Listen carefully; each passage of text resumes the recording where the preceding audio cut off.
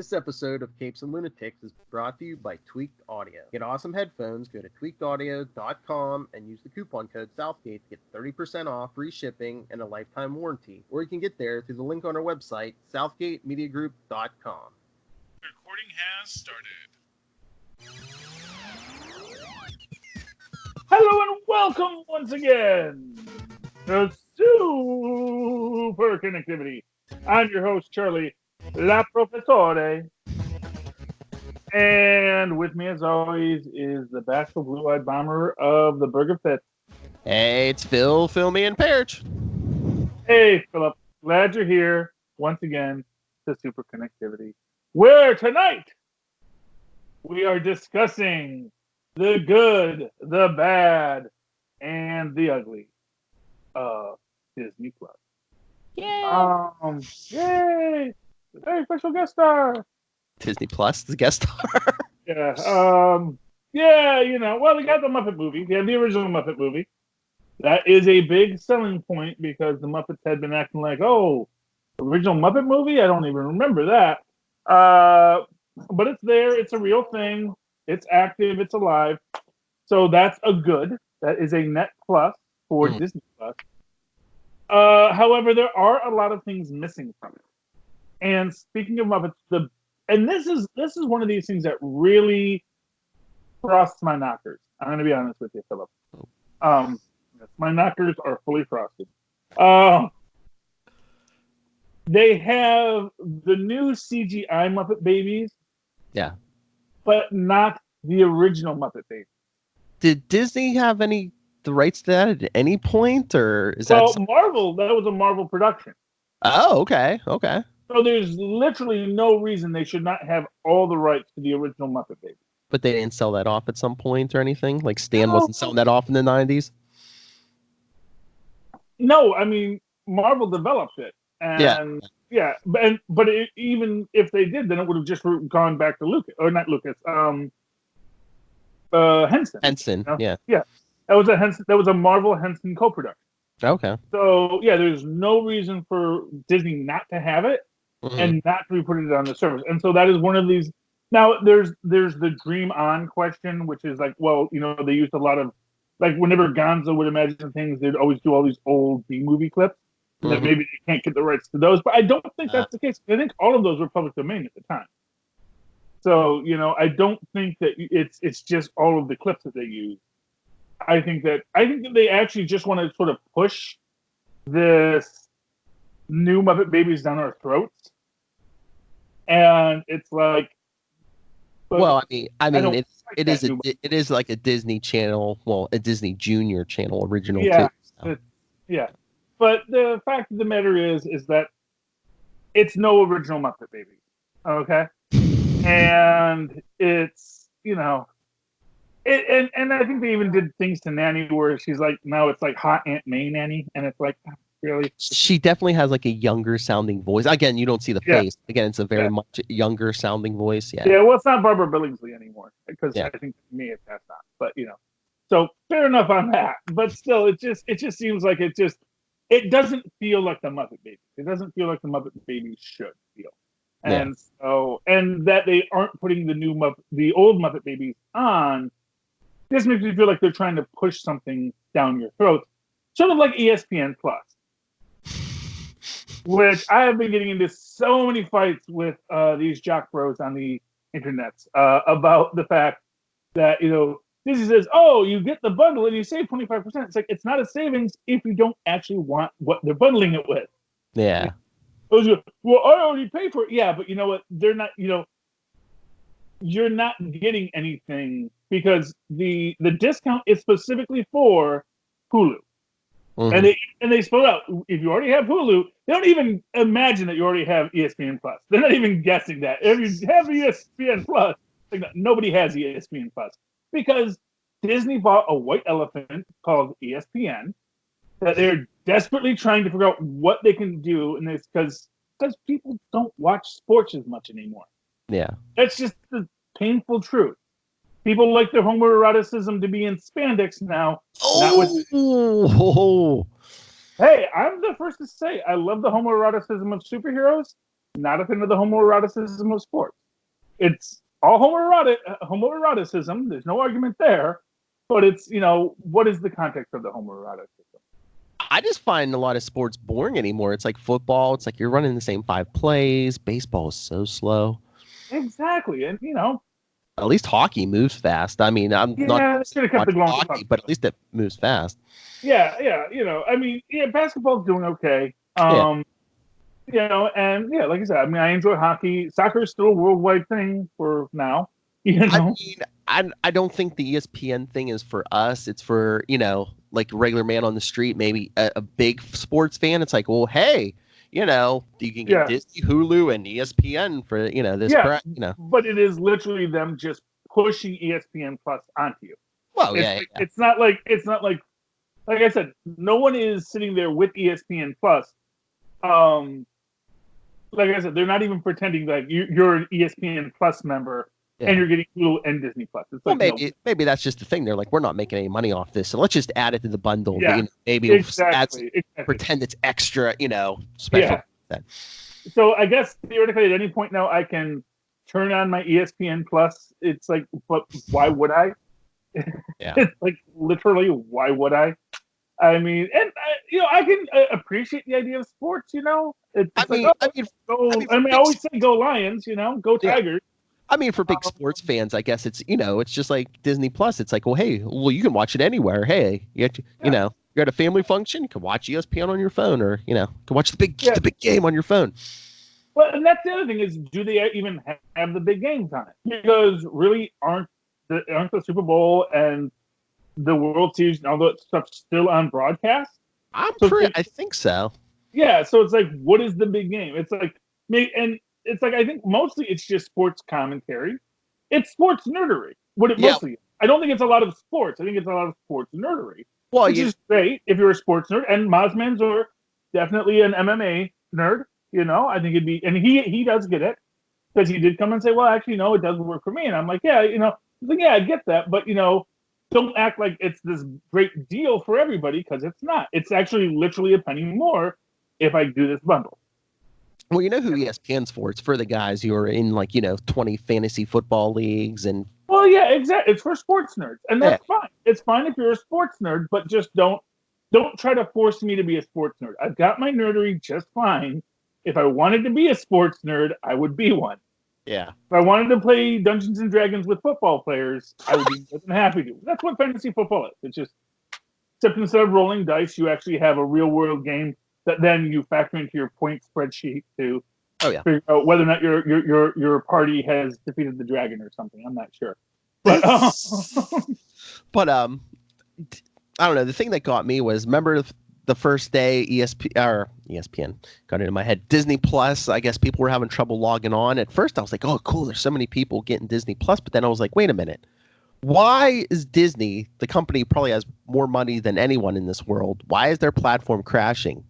Shouldn't you have the best thing money can buy that can handle any kind of traffic? Well, first off, one of the reasons it was crashing, this was actually something pointed out, was that Disney made a deal with Verizon to give every Verizon customer free access to Disney Plus. Oh, yeah. So suddenly there was immediately a million more people who didn't actually have to buy a subscription suddenly had subscription. Oh, yeah. And so everyone went on at once, and you put 1 million people anywhere, it's going to crash. More, yeah. Yeah, and you'll see because I'm all digital, because I'm through I have an unlimited plan through AT&T, and I've got the hub in the house, so and we live in a small apartment, so you can actually do that. But even when I'm watching TV, I'll know, a lot of people are trying to watch this right now because you just see it slow down. Like some channels will work just fine, but if you go to a channel that everyone's trying to watch right then, it's going to be a little harder. So, yeah, it is what it is. Yeah, I waited till Thursday to get Disney Plus, and I haven't had any problems. No. I mean, it was really just a first day problem. Yeah. I have not had a problem since I got it. I mean, you get some lag, but like I said, I get a lag on everything. So yeah, so it's interesting. And like I said, there are what it is there are holes in the canon if you look for it. So, for example, one of my favorite things is the Kurt Russell Super Kid series, where he was a college student who was kind of like a He was kind of a schlubby, kind of very similar to your Chris Pratt kind of character, college student, but he went to like a super science college, and so he kept on having wacky things happen to him. So I think the first one is the computer that wore tennis shoes, where he basically has his brain fused with a computer, and suddenly has super. He can like memorize everything, and he becomes the super intelligent guy. Basically, the forerunner to Korvac. But if you wonder where they got the idea of Korvac, that's from the computer that wore tennis shoes. And I'm just so mad they already blew Kurt Russell they blew Kurt Russell as Ego, and they can't even bring in his son to be Korvac. Because that is your computer who wore tennis shoes right there. No, they're dropping him in the Marvel universe. Yeah, I know. But no. What I'm saying, you could have had Kurt Russell's son be Korvac. Oh yeah. Because then he's literally the computer. Although actually Korvac doesn't have legs, so maybe not. Okay, moving right along. Yeah, so that and to me that's a big gap. Now what you do have is you have the black hole, which that is something that Disney needs to. That is a universe that Disney needs to expand. Black Hole came out about the same time as Star Trek: The Motion Picture, okay, and it was really Disney's attempt to have their own space opera. They wrote, and it's really a beautiful film. It has like sort of a Galactic Federation kind of concept. There's an evil scientist, and it's all very self-contained. So there's not a lot to go from that, but it also builds this really fascinating world that I'd love to see other things happen in.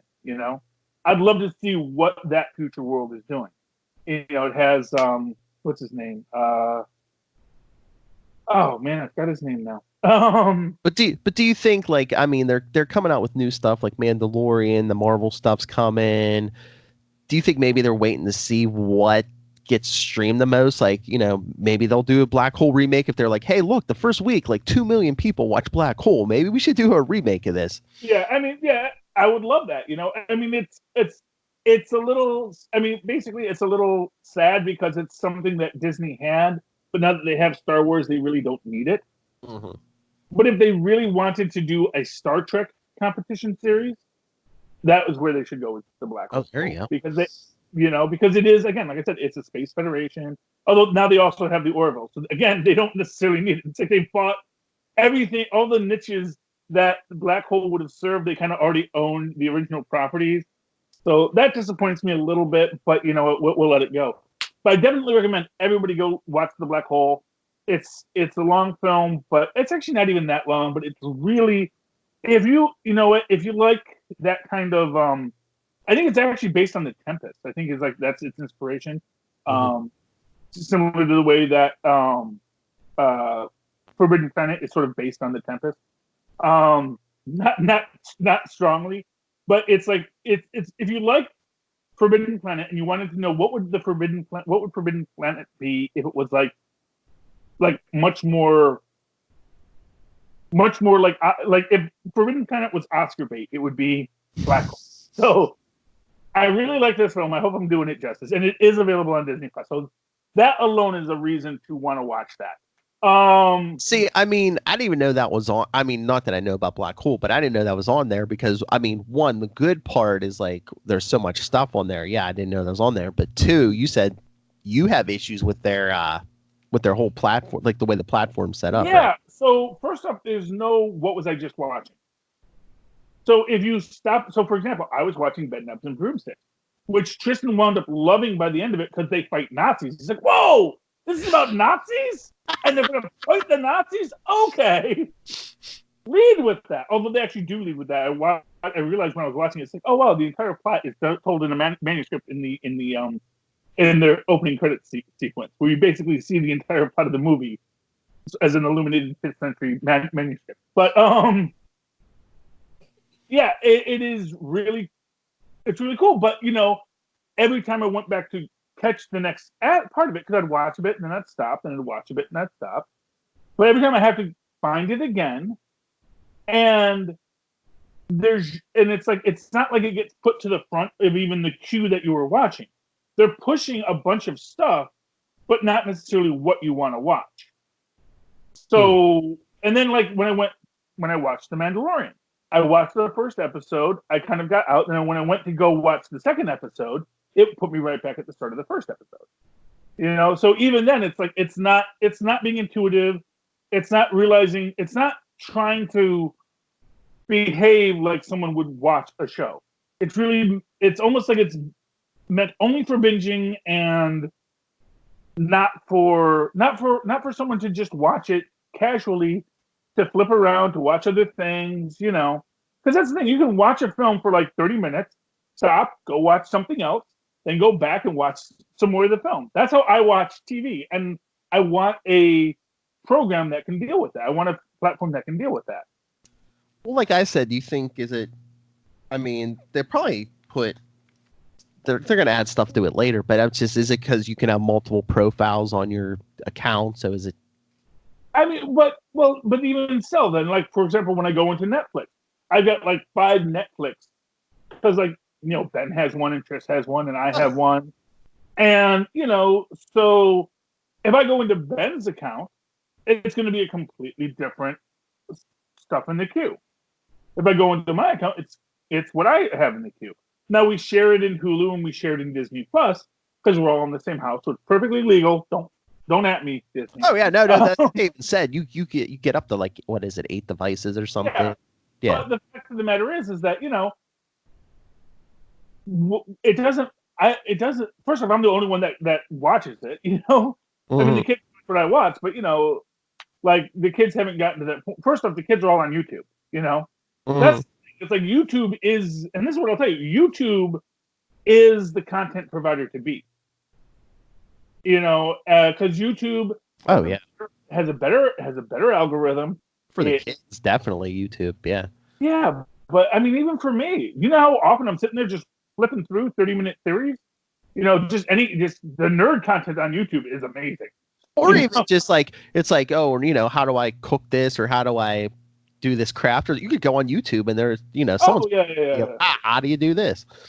Well, there's a lot of there's although I guess it's starting to weigh on them, on their servers, how much like unwatched stuff is on there. Oh yeah, they are saying that they're going to start deleting stuff that hasn't been viewed in like the last 5 years, you know, or no value. But I just wonder, I didn't know if maybe they were saying that just because to give them an excuse to be like, oh, there's hate speech in here, let's get rid of this, or some.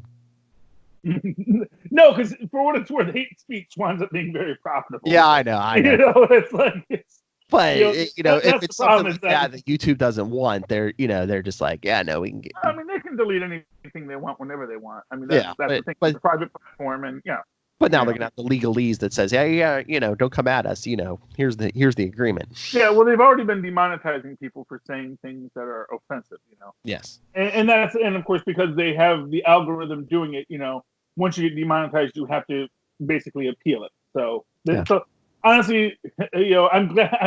I won't say I'm glad we don't make any money from YouTube, because it sounds like a pain in the butt to deal with these people. But obviously, I'd rather we made money from YouTube. Yeah, I mean, there are add-ons like TubeBuddy, like Lil showed me this. Like when you put all your like hashtags and stuff in, like TubeBuddy will tell you, be like, you know, if you put something up, even if it's not supposed to be offensive, there, you know, I think, what is it tag? It might have been like war, or there might have been like war in the title with something, and there might have been like, this hashtag might give you a problem. Yeah. You know, monetization wise and stuff. So.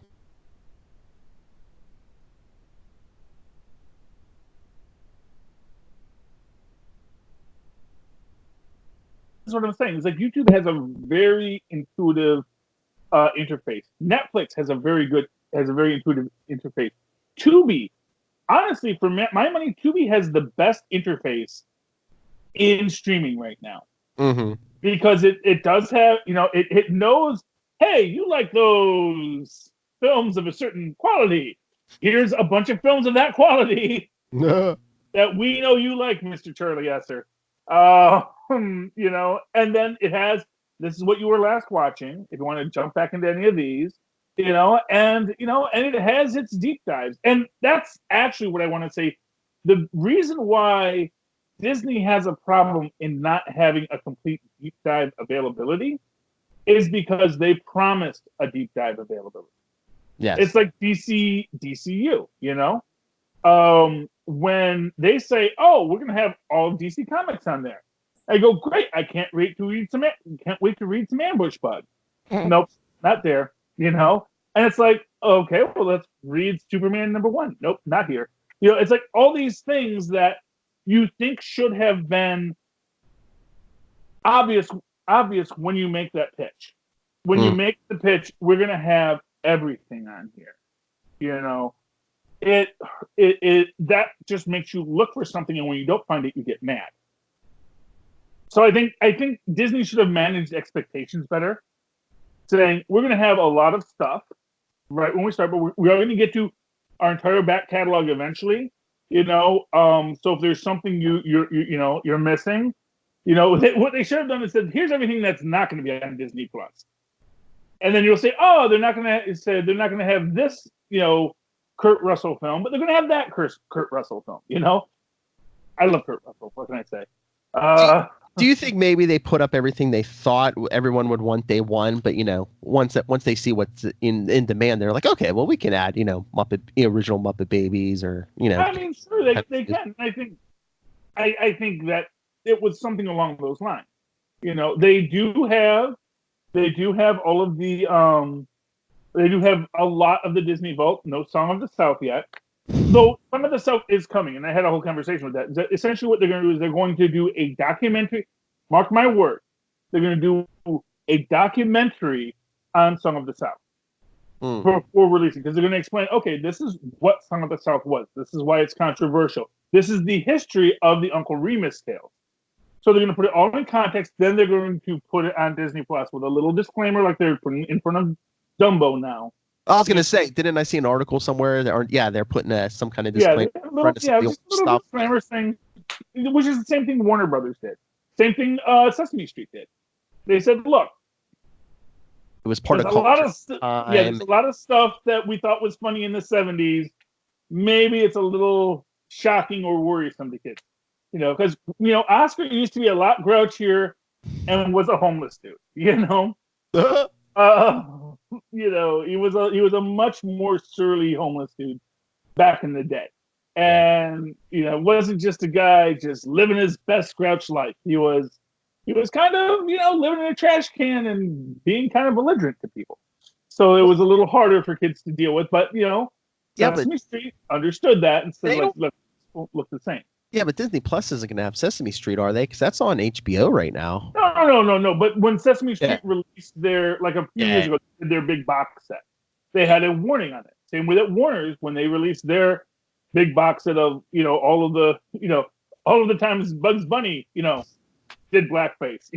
They said, look, in the cultural times, and also for what it's worth, when Bugs Bunny does blackface, usually it's a reference to Al Jolson, which was a big pop cultural icon at the time. Yeah. So how does that work? So, I mean, Disney has the Muppet Babies now, like the newer stuff. Mm-hmm. HBO has Sesame Street, so I'm assuming that might be on HBO Max. So could that be the problem with the original Muppet Babies? Could HBO own that? No. Sesame Street. Sesame Street was like a PBS thing, wasn't it? Yeah, exactly. Well, it's Sesame Workshop. So here's basically how it works. Sesame Workshop created Sesame Street for PBS. Jim Henson was hired by Sesame Workshop to put some of his characters on there. Now, he had already created a lot of these characters beforehand, like Kermit the Frog. So this is why you don't see Kermit the Frog on Sesame Street as much anymore. Because he's actually a wholly owned character by Jim Henson. So Disney bought Kermit the Frog, but characters like Big Bird, like Cookie, like Oscar, those are all owned by Sesame Street, by Sesame Workshop, which is now, I don't know, I think Sesame Workshop is still its own independent company. Mm-hmm. So Warner's has made a deal with Sesame Workshop. Oh, okay. It just doesn't own Sesame Workshop. It's kind of similar to Spider-Man and Marvel with Sony, where, Sony got a good deal for Spider-Man, but technically Marvel still owns Spider-Man. They just who has the rights to show it and use it. So right now, Sesame Workshop is giving HBO and Warner's the rights to Sesame Street, Mm-hmm. but Sesame Workshop still owns it. So let's say 10 years down the line, whenever the contract is up, Sesame Workshop can then go to Disney and say, hey, here's what Warner is paying us. How much are you paying us? And then it just flips right over. Yeah. You Yeah, know? that might. That's probably gonna be HBO Max's push. You know, they're gonna be like, "Hey, we got some DC stuff. We got adult stuff. We got Sesame Street for the kids." Yeah, and I think actually the adult stuff is where Disney really is falling flat. You know. Well, Because, I mean, they're going PG-13, and yeah, again, and they got Hulu. Especially if you get the package deal, they can put mature stuff over there. but Hulu at first Hulu doesn't, and that's actually the interest. See, it's the Blockbuster video conundrum. So, for those of you who don't remember, Blockbuster was a video store back in the 90s and the 80s that had videos. One of the most interesting things about Blockbuster is they were, like Disney, not putting dirty stuff on the TV. Oh. So, if you went to Blockbuster, they had their hot section, but they did not have a porn section. And that is like the big difference between Blockbuster and your mom and pop video store. Oh yeah, The mom and pop video store had an actual porn section. Well, I was gonna say none of the chain ones had a porn section. Did they? Like, we had like tier. I don't think they did either. I think Hollywood had a porn section. Oh, did they? Okay. I think Hollywood had an adult section. But the thing is that when you had a video that got to Blockbuster, it had to be edited. So even their hot edits were like early HBO hot edits. Oh, okay. So a lot of boobs, nothing below the belt except maybe butt. Okay. So it's like exactly how it's how you parse it, you know? Yeah. How you shoot the scene. What do we get to see and how are we going to see it? So, yeah. But that was Blockbuster's rule, is that you could not be in Blockbuster if your movie could be called dirty. So, and that's where Disney and Hulu kind of both are. Now, HBO Max, again, might turn into that skid and say, no, it's like, here you go. Here is your full, Debbie Does Des Moines. I don't think they're going to do Debbie Does Des Moines, but, they're going to do, they may play up that. They may play up as the adult show. Debbie makes out with Des Moines. Okay. Yeah, it's going to be more intellectually curious. Yeah. More, and that's because, again, that's going to be DC's brand. That's going to be Warner's brand. Is where, Marvel, DC, Disney. Disney is family friendly. We're adult friendly.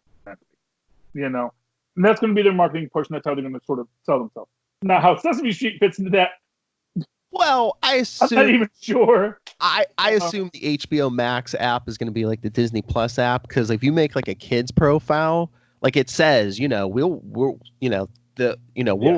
they search, we're only going to show the kids a certain, rating level. So yeah, that's fair. I think that is going to be. But when you talk about how you're marketing your company, and it does become this question: is Disney Plus hampering itself? Because again, like I said, if you go to Hulu, you're not going to see the stuff that you, as an example, will see on Tubi. Yeah. Because Tubi is a 1980s video store come to life.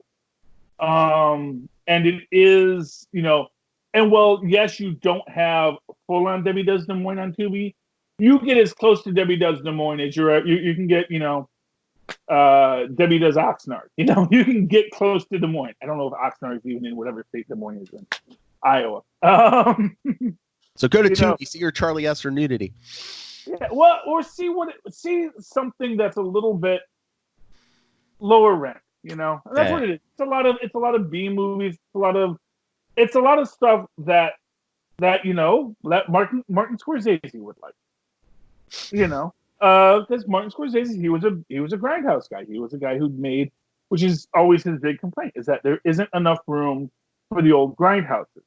Yeah. Because even folks like Asylum, which you say, oh no, they're making those kind of movies, but they're not. They're making really just they're making money grabs. Whereas grindhouses, you could do this crazy social justice warrior story about a guy who robbed a bank to pay for his lover's sex change. which is the plot of Dog Day Afternoon, for those who don't know.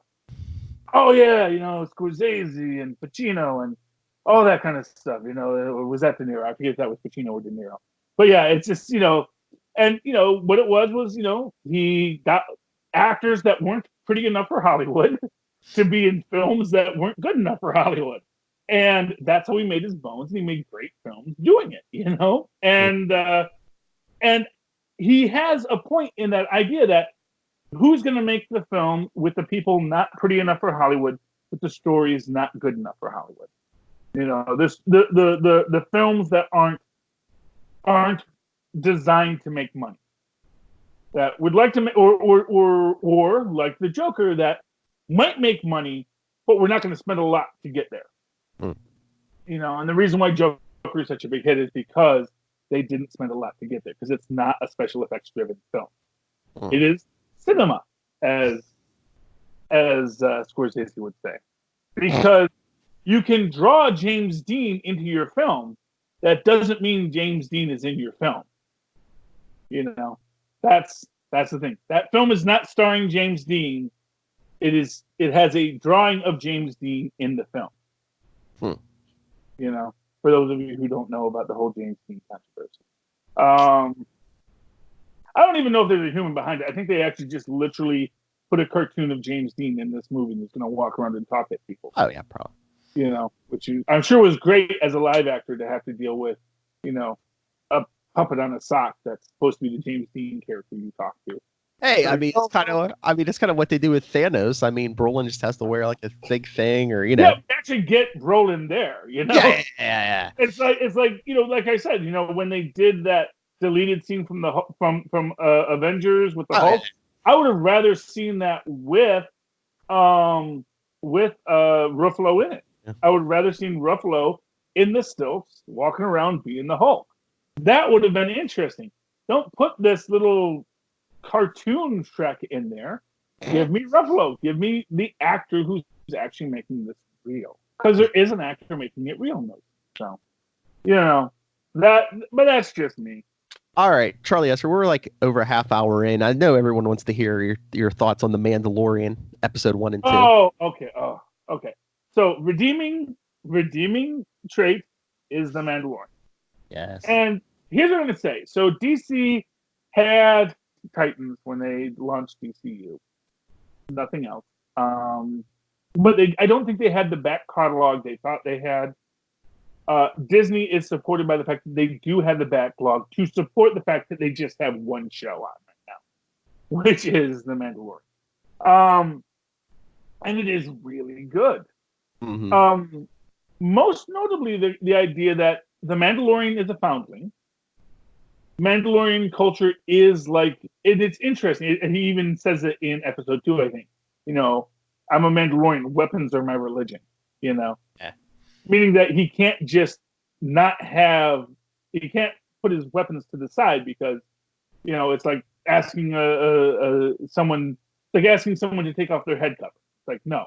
In fact, someone even says, you're going to take off the helmet. It's like, no, the helmet is a religious thing for us. Mm-hmm. Although, which is weird because we actually saw Jango Fett with his helmet off all the time. So I guess he was a non-practicing Mandalorian. Well, again, we were talking about, that it's a takeoff on Westerns and stuff, but it's like, is it almost like the Lone Ranger? Who was that masked man? Yeah, well, it is really cool. It's really well done. We can all agree to that. One thing I will say about The Mandalorian is we get a reveal, so spoilers. There is, and again, it's really fascinating to me that I realize we don't know the name of Yoda's species. Yeah, that's what I was thinking about. I was like, did they ever mention that? I'm like, I can't remember if they did. Yeah, I've always assumed they were native to Dagobah because that's where he lives, and he seems he might be a swamp creature. But yes, I don't think we never even saw any other member of his species except for him. There was in, I want to say, it was in one of the, I think it was in the first. Yeah, it was in the first, in the Phantom Menace, I think. We actually see that it was Yaddle, which is a female of Yoda's race. So we do see that there was one other. Oh, okay. Okay, so, Actually, what I always found fascinating is so Kid Yoda, because they want to call him Baby Yoda. He's not a baby; he can walk. He's 50. Well, he's 50, but what I'm saying is he's at least a toddler. He's really a kid at this point. Yeah, And he can get up, he can get himself out of his thing, he can walk around. He's not crawling, he's walking. He's fully mobile. Can eat some frogs. Yeah. Oh, ate that frog right up. Spit that out. Like, nope. It's edible. I'm going to eat it. Which was a great way to see a Yoda character. But yeah, so he's 50, and he's basically a kid. He's a toddler. At most a toddler. Well, at least a toddler. Maybe even like I say, he could be like a 10-year-old kid. Yoda is 900 years old. But if you do the math on that, that means like maybe Yoda was like 20, 26 when he died. It's like, was that just hard living, I mean, unless it's like, can the aging like accelerate and decelerate? Yeah. I mean, obviously you get that. And it actually makes sense if you think about a species, because as we know from episode 2, this is a species that by their nature, they're force sensitive. Mm-hmm. They are intrinsically tied to probably like midichlorians are just a species that are just really tuned into the force. Yes. And I think one of the most interesting aspects of this is our Mandalorian is given the instruction not to kill the Yoda. That it is to bring him in alive. Was it TI-11? I want to say, or was it TG-11? It was Taika Waititi's the battle droid, or sorry, the bounty droid. Oh, I can't remember the name, but yeah. But it was either they never say it in the show. It's actually in the credits, but I think it's like T something. I think it's TG-11 or TI-11. I could be a little off on that, but anyway, which is such a great character, they gotta bring him back. He's a droid, and he is manufactured, so there could be like 10 of those out there. I would love to see it with like 6 of them in one, and then they just start talking to each other in that great Taika Waititi way. This is really the year of Taika Waititi. That guy is just blowing up. It's interesting because here's the thing, and here I think is the big secret of this. Droids can't be controlled by the Force. So if you're sending in a droid to take in this being, you're not going to be taken over by it's not going to be able to use its Force to protect itself from. I mean, it can as far as deflecting lasers, which again, we don't know who shot Taika Waititi's character. We don't know if that was the Mandalorian or if that was just Baby Yoda deflecting it at him. Oh, yeah. And the other aspect of that story is we don't know if the Mandalorian is really operating with his own free will, or is the Yoda character sort of manipulating him. So even if the Mandalorian shot Taika Waititi's droid, maybe that's because Yoda told him to, or Kid Yoda told him to. Yeah. All right. I looked it up. The droid was IG-11. There we go. I thought it started with a T, but there we go. IG-11, yes. And he's only credited for 1 episode, so that might have been it for season 1. He might be back for season 2. Oh, yeah. Well, I mean, he's a droid, so you can always put out another one.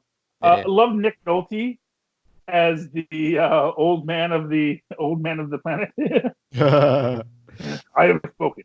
Oh, which is just, and I love that. That's just how he ends his sentences. It's like this, which is obviously meant to be like this is the cult. This is one of the things I think that Star Wars has an advantage over other, like Star Trek, is that people have accents, people have ways of speaking. That there is a common language, but not everyone speaks it.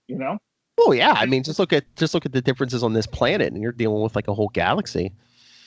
Exactly, and so that's one of the things I think is really great, and I love the fact they're speaking common. Obviously, they're speaking whatever the common, probably the Imperial language. But of course, obviously, some people's cadences are going to be different because it's not the language they grew up on. And if in your culture you say "I have spoken" at the end of your sentence when you're done, then that's how you speak. And by the way, one of my favorite things of this is when the guy's trying to pay him with Imperial credits, And he's like, come on, man. It's like paying it with Confederate money. I was gonna say Confederate money. It's like, come on, man. But he said people are still accepting it. This is still valid currency. The Empire still exists in some form or another at the end of this. Mm-hmm. You know, so because we know that this is post Return of the Jedi. Yes. You know, so this is like, I think this is supposed to be like post Return of the Jedi, but pre First Order. Yeah. I think this is. I thought I heard someone say this might be like 5 years after Return of the Jedi or something. Yeah, it's something along those lines, and which makes perfect sense when you think about it. Mm-hmm. And I love, you know, we see the stormtroopers there, and their helmets are all yellow, and like, you know, they're clearly like they're stormtroopers, but they have been through a lot, you know. And not for nothing, like when you see an old West show and you see the guy who's still got his Confederate uniform on, but it's all tattered and, you know, beat up because, hey, you lost the war, man. You know. So yeah, I mean, there's a lot of little things in this that really bring the show home. And I like how he's like a Mandalorian, but he's like kind of like building his armor as he goes along. And it's clear that that's the tradition. Yeah. Like, you so much about Mandalorians in this. And I wonder how that jibes with the Mandalorian stuff we've seen in Rebels. Mm-hmm. Because I know that one of the characters in Rebels is a Mandalorian. And her thing is she like builds arm, and again, like an armor smith, like this one, we see the armor smith. Although again, she takes off her helmet all the time. So this whole Mandalorians don't take off their helmets, that might be a new thing. Or maybe it's like there are Orthodox Mandalorians and then there's Reformed Mandalorians, you know. It's like, you know, maybe every Mandalorian isn't you know, it might be we have a universal culture, but not all of us are, you know, some of us are real fundamentalist Mandalorians. Yeah.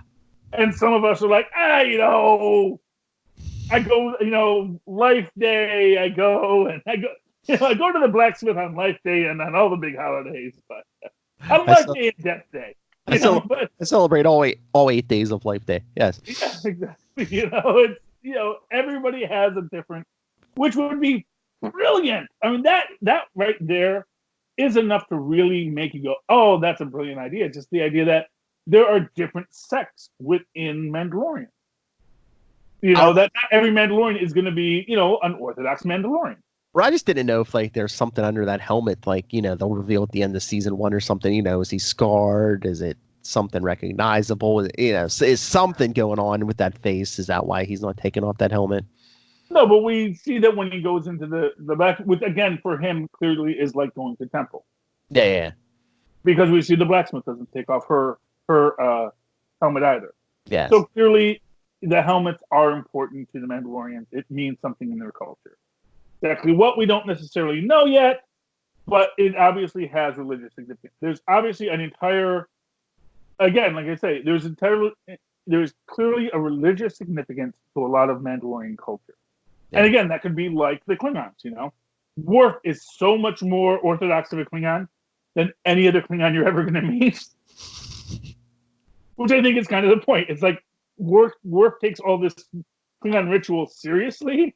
Well, but a lot of guys are just like, yeah, you know, Kalus's birthday, I take off, and you know. Yeah, but I think Worf was trying to prove more than any other Klingon that he was Klingon, since you know he was raised by humans. He's like, oh no, I'm Klingon. Look, I observe all the old ancient traditions, and yeah. And likewise, the Mandalorian is a foundling. And they make a point about he is a foundling. Now, does that mean he was a foundling of Mandalorian descent, or that Mandalorians just adopt people on a regular basis? As Mandalorians, every time we see them, seem to be bounty hunters and travelers. They could be a traveling people. And traveling people tend to pick up people along the way because they travel. And they have culture that says we move about and we welcome the stranger because they're, you know, if you need our help, we're there for you, you know, but if you cross us, we're going to kill you, kind of thing, you know? Oh yeah, that first episode, he had all his bounties in carbonite. Which is one of those things that kind of like bugs me a little bit. Again, inconsistencies. Like when they froze Han, there's like a whole place in Cloud City. Oh yeah. Freeze things in carbonite, and then it's like, no, I got like a little home hibachi carbonite freezer in the ship. You know, I mean, one, unless they perfected the process, or maybe Boba, we see, them building armors and stuff. Maybe Boba Fett didn't have the machine to, freeze him in carbonite. I don't know. Yeah. Well, it was kind of like the ship the Mandalorian is driving is like meant to be like a cherry, meant to be like a cherry '68 vet. It's like, oh yeah, it's a pre-imperial job. And and I love the fact that that this isn't a Warner Brothers property because there's a toilet. Ah! Yeah, I need the vacuum. It's like, have you ever seen gotta empty out my throat? I love all those. I love ting. Oh, that feels so good. Yeah. Yeah, and it is just really that's Jon Favreau for you. I mean, the guy. Yeah. The guy started the Marvel. Here's what I'm gonna say. Jon Favreau is the father of the MCU. Yes. And they're letting him come in here and say, okay, now you're gonna tell us what to do with Star Wars. We're gonna have a lot of other people come into it, but he set the tone with Iron Man. He's setting the tone with the Mandalorian. Because I have to say, I really enjoyed the Mandalorian. I think I enjoyed this better than these last couple Star Wars movies even. Yeah, well, I mean, not for nothing. The Star Wars movies are trying to deal with Lucas's legacy, and Lucas's legacy was never that good. I'll say it. It was never that good. And again, you're trying to bring in a whole new cast and stuff. I mean, I like the Mandalorian. Again, like I was saying before, I like they keep it to a tight 30-some minutes. You're only focusing on one or two people. You're focusing on the Mandalorian and, now the baby, which I see we're getting more characters, but they're keeping it small. And I actually forgot how it ends. Does Nick Nolte go with the Mandalorian at the end, or does he stay on his planet? No, I think the Mandalorian offers to take him. He's like, no, this is... Yeah, I know he offered. I just couldn't remember if he accepted it. Yeah, no. Good. Well, I mean, I liked the character. I have spoken. But, it's best that he be stoic by himself. And like he says, I have spent my entire life not being owned to get to this place where I'm not owned, Yeah. Which is, honestly, such a beautiful Western ideal. Again, I definitely caught the Western vibe when he's like, oh, yeah, you made my planet a lot better, better and stuff. Yeah, well, exactly. It's like you're taking that little Yoda away from me because that Yoda is causing problems. Because everybody either wants to kill it or take it or use it. Get it out of here. And you got the egg for those Jawas. Yeah, which then they just promptly start eating. It must taste really good if they were willing to trade all those parts back for that egg. Yeah, well, I'm guessing it's like Jawa heroin. Yeah, I just hope that wasn't the last of the hairy rhino egg layer creatures. Oh, I know. Oh, I love that fight. Oh, that was a great fight. And then, of course, Yoda saves the day there. Baby Yoda, yeah. Although, again, I was so afraid that Yoda died. Oh, yeah. I think that was, intentional. Yeah, but you have him start moving at the end, and he wakes up at the end, like a little baby Groot. But I think, too, that was just he's still, quote-unquote, like a baby or a toddler. So it's like, he can't just, throw the Force around like Yoda did. It's going to take a toll on him if he uses it. That's why he's not using it every 2 seconds. Well, to lift whatever. Oh, yeah. Although, again, as Yoda says, it's not different there. It's different here. Yes. But he's a baby. And again, this is why I think they have that very extended toddlerhood, because their brains take a long time to develop. So I think once it speaks, then it starts to age at a normal rate. But it takes all that time to really feel the Force, to become communicative in the Force, to become it, yeah, to really be what the Yoda species become. And again, if they live 900 years, they probably only mate once a century, But actually, once every 50 years, probably, or it's not an everyday thing for them. Or it may take a long time to gestate, to lay the egg, and probably they do hatch from eggs, like most reptilians, So this could be Yoda's son. It's just Yaddle laid it, left it on the planet, and then the Empire fell, and that was the interesting thing me and Tyler were talking about, because Jedis weren't supposed to have mates and stuff. So could this? I mean, do you think this is Yoda's kid or not? Philip, this may I be know. Not actually having a spouse, I know.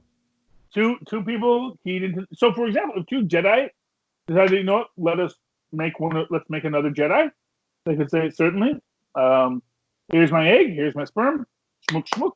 and we go about our business. Or again, I mean, this is after Return of the Jedi, so I mean, after the fall of the the Jedi Order, Well, Yoda could have been like, okay, time to mate. Well, this is that the item has been around for 50 years. Mm-hmm. So it has to be, if Luke is in his 20s. True. Yeah. You know, then this had, and then again, we're assuming how old Luke is. You know, how old anyone is.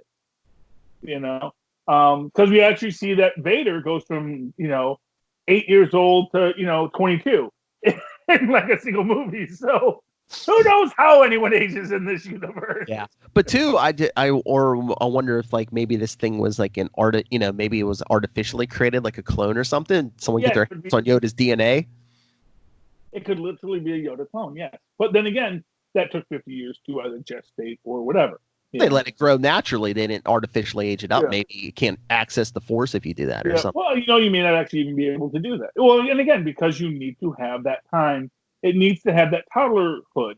Yeah. Just like your toddler needs to see the world and put things in its mouth and says, that's poison, so let's not do that again.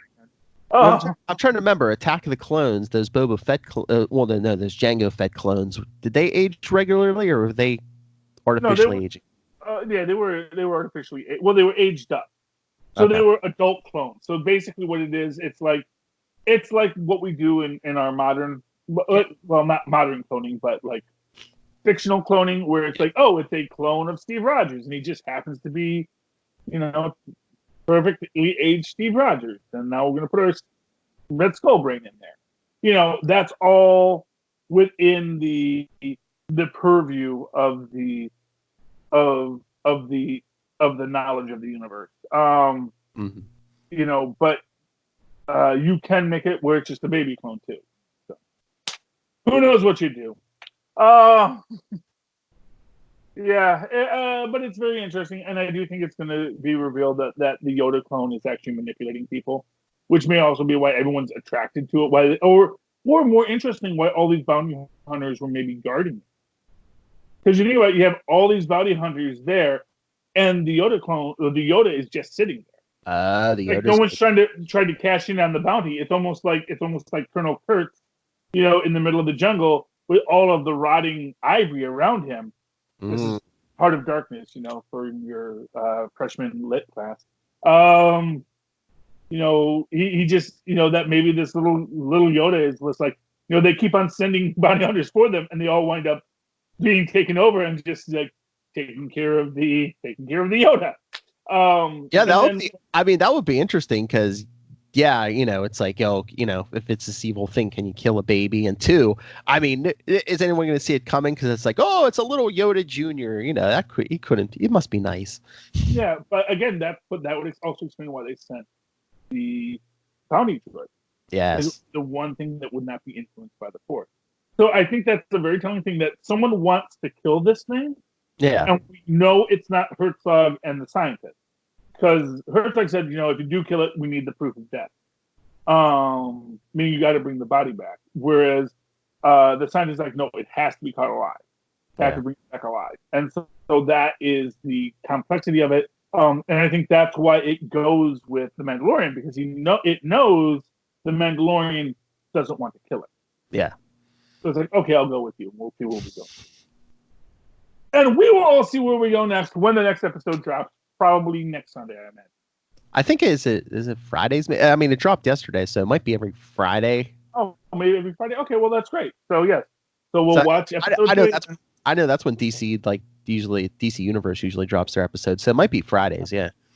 Well, except of course, obviously HBO drops on Sundays, so who knows. Yeah, any of this stuff drops whenever it drops. But I'm loving The Mandalorian. It's a good thing. So, Philip, anything else to talk about tonight? No, I think we're good. We're good, then. Let's get out of here. Philip, if people would like to reach out and touch you, how can they do so? If they would like to force touch you and maybe manipulate you, make you realize that these are not the droids you're looking for, how can they reach you? Well, if you want to get all creepy like that, you can always email me, nightwingpdp@gmail.com. On Twitter, I am @nightwingpdp. And remember, you can always check out the Capes and Lunatics at email us, capesandlunatics@gmail.com. The voicemail, 614-382-2737. That's 614-38-CAPES. And check out all our social media, links to merchandise, the YouTube, everything at Linktree, linktr.ee/capesandlunatics. Look for the 2 E's at the end for quality. Ping! And of course, write to me in that old-fashioned email way, where Maz and Paz and maybe even Yoda once did. At superconnectivityblog@gmail.com. That's superconnectivity, all one word with the blog part, at gmail.com. And of course, follow me on the Twitters as I live tweet. Watchmen. The Watchmen. Like it. It's a good show. Watch it. Follow me as we live tweet it this Sunday at 9 o'clock Eastern. At Charlie Esser, that's CHARLIE. Yes, SER. Look for the 2 E's in the middle this time. For quality. Bing! There you go. Yeah. Anyway, ladies and gentlemen, boys and girls, children of all ages, thank you for connecting with us this week. Please super connect with us again next. Good night. Good night. That is your Disney Plus review. It's a good service. It just, I need some tweaks.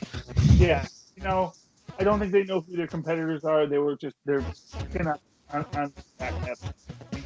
That's the mistake. You got to be ready to go your direction. I don't know.